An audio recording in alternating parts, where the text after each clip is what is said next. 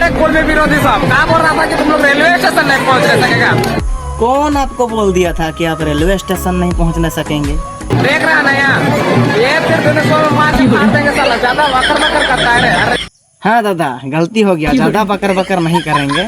आपका ही बात सुन लेते हैं पहले।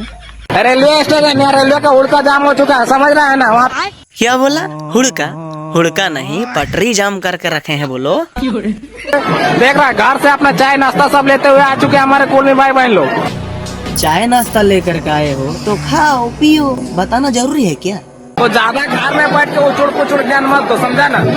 घर में बैठ करके हम ज्ञान तो नहीं दे रहे हैं, लेकिन आप जो बोल रहे हैं और कुछ बोलना है? बेटा अगर भेटा गया ना बीच रास्ता में, ये वाला से रेल के पेल देंगे तुम लोग। पेल देंगे बोल रहे हो, गलत बात है। ऐसा बात नहीं करो, हक के लिए लड़ो, धमकी काहे दे रहे हो? कोई किसी से कम नहीं है।